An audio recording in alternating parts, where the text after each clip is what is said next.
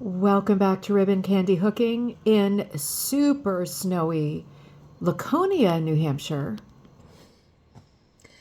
We took a hotel room here to get a little bit further south because the storm came up on us really fast. We were up north visiting with my sister.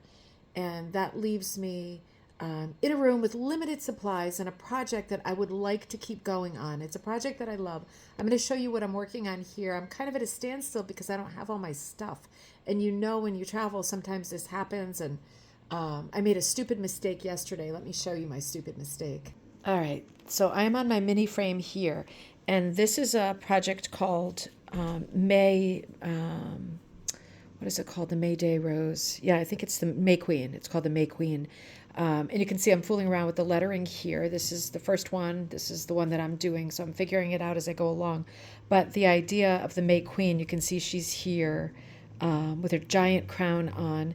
And the idea of the May Queen, right? This is like an English folkloric piece of history that I think to this day is maintained in some parts of England.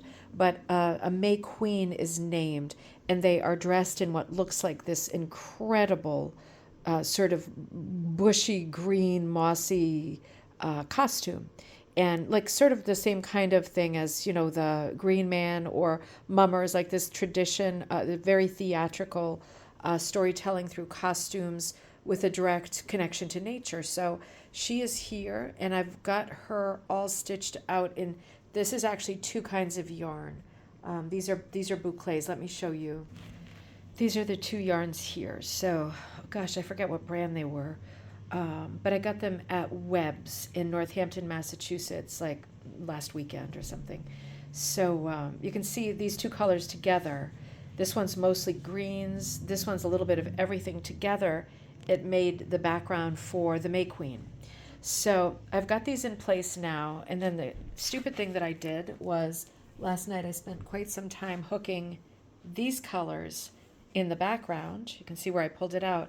As you can imagine, when I woke up and I was paying attention, the color value is way too close. There's no way on earth that I can have these greens behind her and have her stand out, right? That's just not going to happen. I see my little cuff on the ground there. I got to get it. There we go. There's my cut-off sweater cuff for my guard around. This frame is really sharp. So now that I've pulled that out, I've got different problems, and I might not have what I need being away from home to do the background. I really want it to be, I still want it to be green, but I want it to really, really pop. So maybe even like a neon. The trees, I might use these colors on the trees, right? That might work. This I'm thinking of using, so this is a brand called Summer Camp. Oh, I got this at the New England Fiber Festival. Really like this. Nice soft colors. I might use this mix in the background behind the trees because I still kind of want the hill to be a hill color, and I feel like this could be great in the background for the texture as well. So that's a maybe. But right now I'm focused on this because if you look up pictures of the May Queen, right, she's loaded with flowers. It's just bursting with flowers. So I have these little sets that I bought a while ago on Etsy. They're little cards that have different kinds of ribbons on them.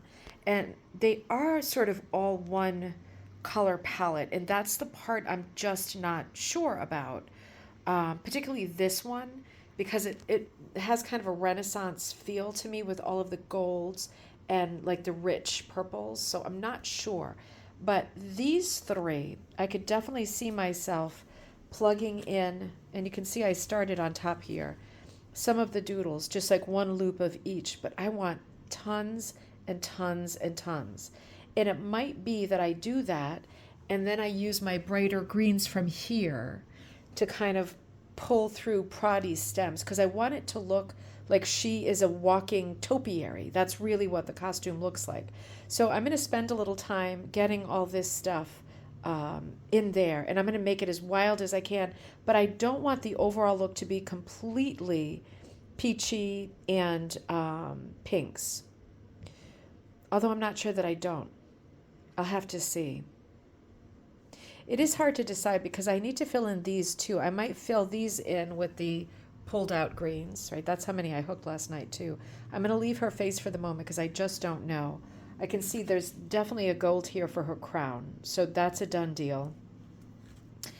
And my plan is to use the white back here. I could likewise use the white behind her. It would be not a literal interpretation of a hillside, but if I did that, I could put a very light blue back here with the trees. I run the risk, if I do that, of her looking like she's standing on a snowy hill, and that makes me a little bit nervous. Oh, I have one more bit of silliness for you. I found this scrubby yarn, right, for like making little, scrubby sponges to do the pots and the pans, or even for the shower. I found this while I was out with my sister in Wolfboro the day before yesterday at a big store there, Clark's or Black's or something like that. But they had a bunch of the scrubby yarn for $6 each. I got a couple of these, and I think I might end up putting them into the border. So if you notice, this does have a big border. So that's something I need to think about too. You know, in situations like this, where I'm super happy working on her and I want to keep going here, and I don't have all my stuff, so I'm not playing with a full deck in any way, right? In any way.